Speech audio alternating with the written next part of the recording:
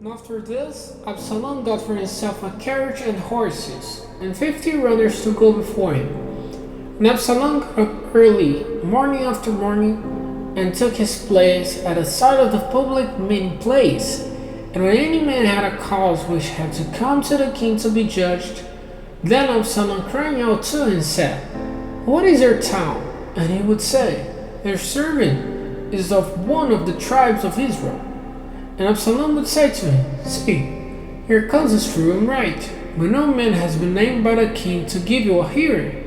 And more than this, Absalom said, "If only I was made judge in the land, so that every man who has any cause or question might come to me, and I would give him a right decision for him. And if any man came near to give him honor, he took him by the hand and gave him a kiss."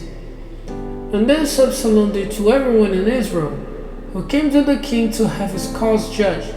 So Absalom, like a thief, took away the hearts of the men of Israel. Now at the end of 4 years, Absalom said to the king, "Let me go to Hebron and give effect to the oath which I made to the Lord.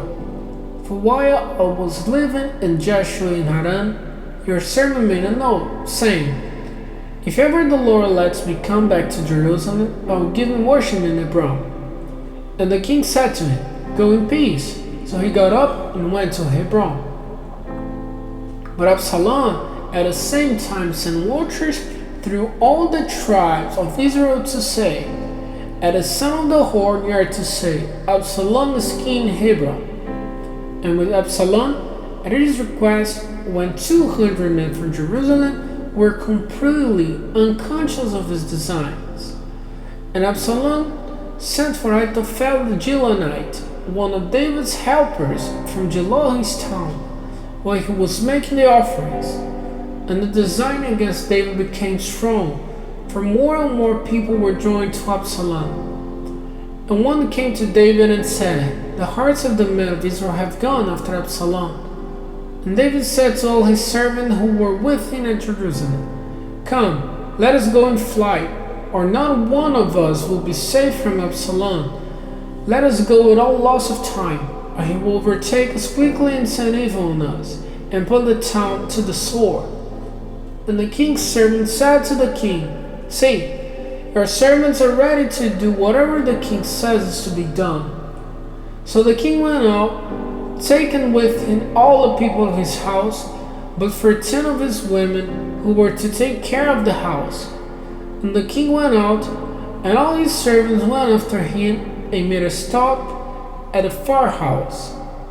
And all the people went on by his side. And all the Kerethites, and all the Pelethites, and all the men of Ittai of Gath, 600 men, came after him from Gath, went on before the king. Then the king said to Ittai the Gittite, "Why are you coming with us? Go back and keep with the king. For you are a man of another country. We are far from the land of your birth. It was only yesterday you came to us.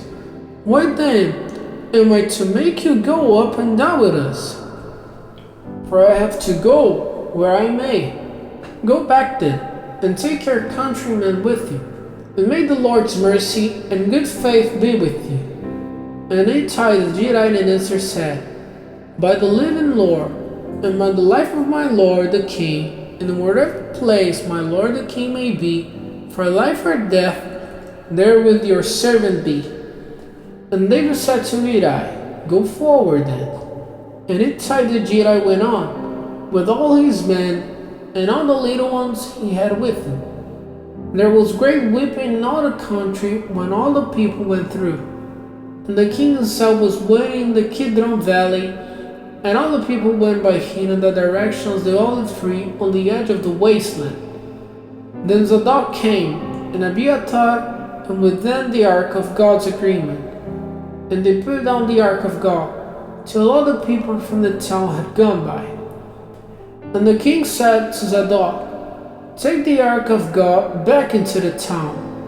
If I have grace in the eyes of the Lord, he will let me come back and see it in his house again.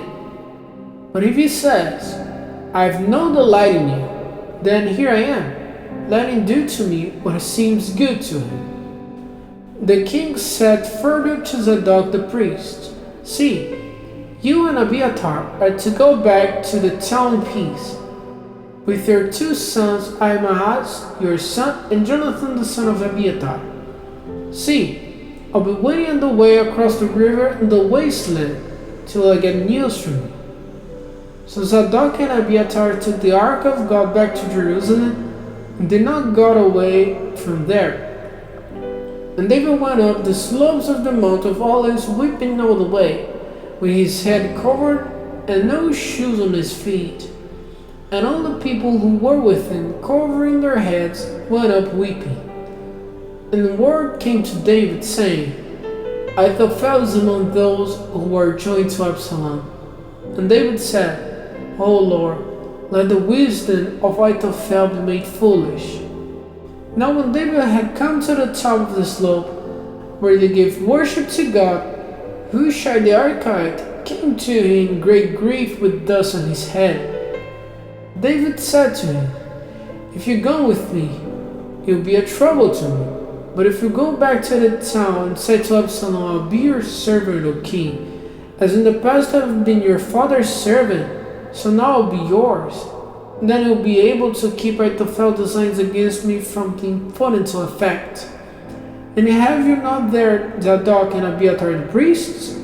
So whatever comes to your ears from the king's house, give word of it to Zadok and Abiathar the priests. See, they have with them their two sons, Ahimaaz, Zadok's son, and Jonathan the son of Abiathar. By then, you may send word to me of everything which comes to your ears.